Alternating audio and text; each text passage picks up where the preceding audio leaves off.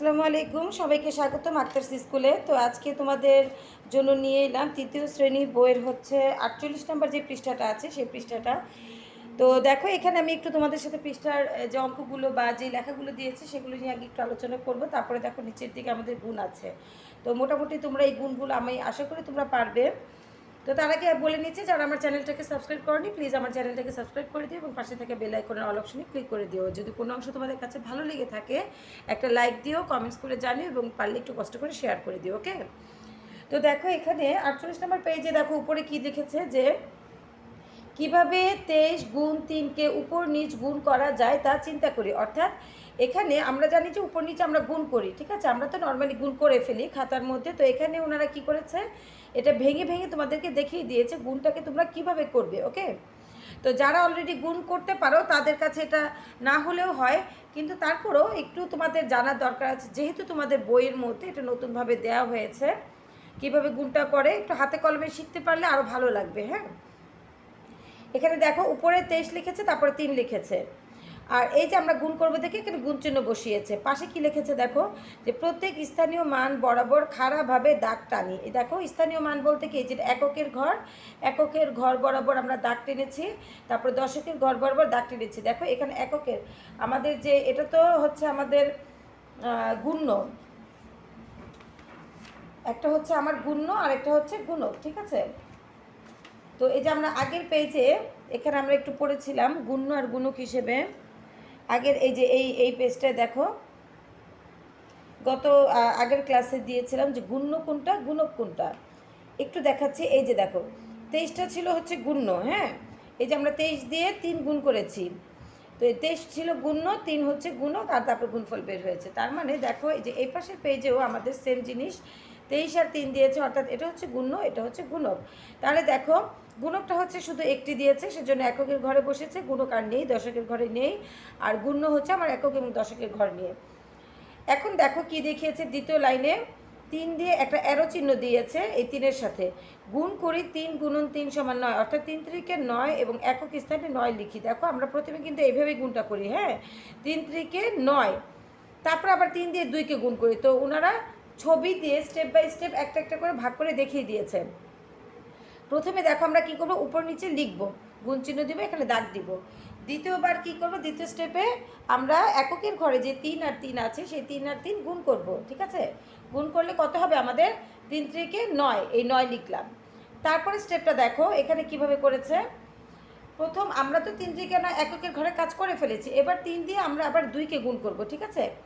এটা থার্ড স্টেপে 3 3-কে 9 আগেই লিখে ফেলেছি, এখন 3 দিয়ে 2-কে গুণ করব। 3 দুগুণে কত, 6।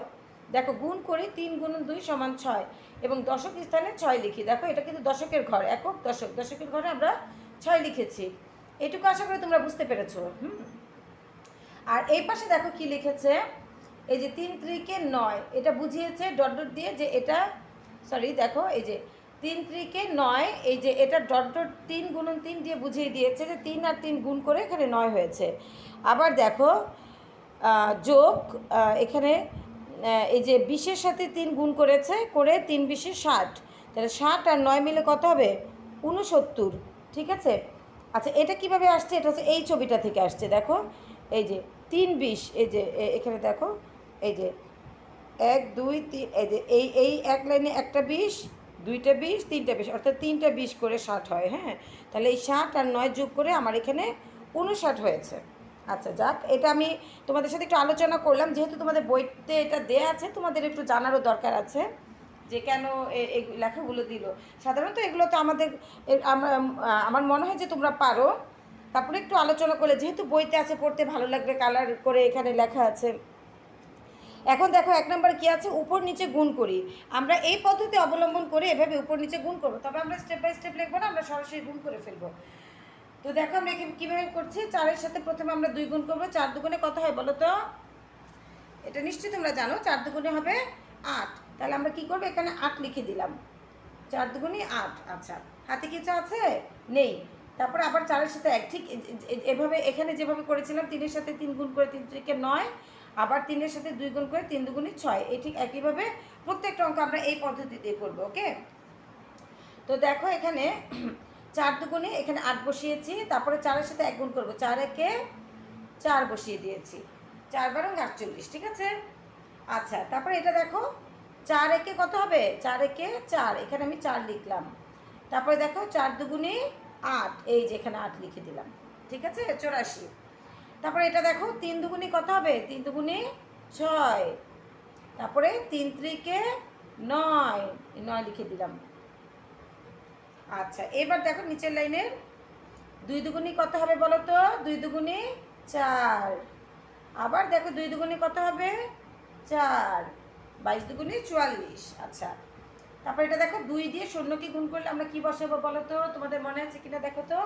আমরা জানি যে গুণ করার ক্ষেত্রে শূন্য দিয়ে যেটাকেই গুণ করব সেটা শূন্যই হবে, হ্যাঁ। তাহলে আমি এখানে যদি 2 দিয়ে শূন্যকে গুণ করি আমার এখানে শূন্যই বসবে। তারপরে দেখো 2কে 3 দিয়ে গুণ করব, 3 দুগুণে কত হবে 6 হবে। তারপরে এই অঙ্কটা দেখো, এটাও সেম ওয়েতে 3 দিয়ে শূন্যকে গুণ করলে 3 শূন্য 0, তারপরে 3 দুগুণে কত হবে 6 হবে, ঠিক আছে। তো আশা করি অঙ্কগুলো অনেক ইজি, তোমরাও বুঝতে পেরেছো। আচ্ছা, এরপরে 2 নম্বর অঙ্কটা দেখো, পাশাপাশি গুণ করি। 2 নম্বরে বলেছে তোমাদেরকে পাশাপাশি গুণ করতে, ঠিক আছে। চলো আমরা আজকে পাশাপাশি গুণ করি। কিভাবে করা যায়, এই যে দেখো আমরা এককের সাথে এটার এককের প্রথমে গুণ করব, ঠিক আছে। 4 দুগুণে কত 8 করে আবার এককের ঘরেই বসাবো, ঠিক আছে। আমরা দশকের ঘরটা খালি রেখেছি। এরপর দেখো 2 দিয়ে আমি 4কে গুণ করে 8 বসিয়েছি, 4 দুগুণে 8। এখন আমরা 2 দিয়ে আবার 3কে গুণ করব, 3 দুগুণে কত 6, ঠিক আছে, 68। তারপরে দেখো 2 নম্বর অঙ্কটায় যাই। আমি কেন বইতে অঙ্কগুলো করছি জানো, যাতে তোমাদের জন্য বুঝতে সুবিধা হয়। এখন আমি খাতায় তুলবো আবার সেটা করব, তোমাদের কাছে ঝামেলা লাগবে, ভিডিওটাও খুব বড় হয়ে যাবে, ভালো লাগবে না। সেই জন্য কিন্তু আমি পাশাপাশি এই বইতে গুণগুলো করে দিয়ে দিচ্ছি, ঠিক আছে। আচ্ছা দেখো, তারপরে এখানে 2-এর সাথে যখন আমি আবার 4 গুণ করব, ঠিক এককের ঘর মনে রাখবে, একটু দাগ দিয়েও নিতে পারো। 4 দুগুণে কত হবে বলো তো, 4 দুগুণে এখানে 8, 8 বসলো। তারপরে 2 দুগুণে কত হবে, 2 দুগুণে 4, এখানে 4 বসালাম, 48, অর্থাৎ 24 দুগুণে 48। তারপরে দেখো 3 দিয়ে যদি আমি শূন্যকে গুণ করি কত হবে, এখানে 3 শূন্য 0। তারপরে দেখো 3 ত্রিকে কত হবে, 3 ত্রিকে 9, 90 হয়ে গেল। তারপরে দেখো সমান সমান 4 দিয়ে যদি আমি শূন্যকে গুণ করি, 4 শূন্য কত হবে 0। তারপরে 4 দুগুণে কত, 4 দুগুণে 8। তো দেখো তো অঙ্কগুলো বুঝতে পেরেছো নাকি, বোঝারই কথা। তো 48 নম্বর পেজে আজকে আমরা এই যে পাশাপাশি বা উপর নিচে গুণ আছে সেই গুণগুলো তোমাদের সাথে আলোচনা করলাম। তো আশা করি তোমরা বুঝতে পেরেছো। আর এগুলো হচ্ছে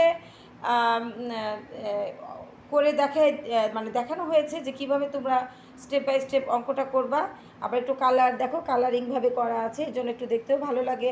আর যেহেতু তোমরা পরবর্তী ক্লাসে তো আর এই বই নিয়ে পড়বা না, তখন এই জন্য ভালো করে বইটা পড়ে ফেলো, যাতে করে তোমাদের আর পরে না থাকে যে আমাদের বইতে আর কি লেখা ছিল পড়লাম না। সেই জন্য আমরা মনে করি যে প্রত্যেকটা পৃষ্ঠা আমাদের জন্য দরকারি। প্রত্যেকটা পৃষ্ঠা আমরা মনে করেছি যে দেখো, তোমরা হয়তো অনেকে ভাববে যে এটা করানোর কি দরকার, এটা তো আমরা বুঝি কীভাবে গুণ করেছে। তারপরও তোমরা একটু এই জিনিসটা তোমরা একটু জানলে, তোমরা আর একটু ভালোভাবে বুঝতে পারলে আমার মনে হয় দরকার আছে। এরকম প্রত্যেকটা পৃষ্ঠায় তোমাদের ভালো করে দেখার দরকার আছে, হ্যাঁ। তো সেই জন্য আমি একটু আলোচনা করলাম যে এখানে যা লেখা ছিল। তো আশা করি তোমাদের ভালো লেগেছে। তো আমি আবার একটু বলে নিচ্ছি, যারা আমার চ্যানেলটাকে সাবস্ক্রাইব করনি প্লিজ আমার চ্যানেলটাকে সাবস্ক্রাইব করে দিও। পাশে থাকলে পাশাপাশি যদি একটু শেয়ার করে দিতে পারো তাহলে তো খুব উপকার হয়। তো আর কোনো অংশ যদি তোমাদের কাছে ভালো লেগে থাকে প্লিজ লাইক দিও। তো দেখা হবে তোমাদের সাথে পরবর্তী ভিডিওতে। আল্লাহ হাফেজ, আসসালামু আলাইকুম।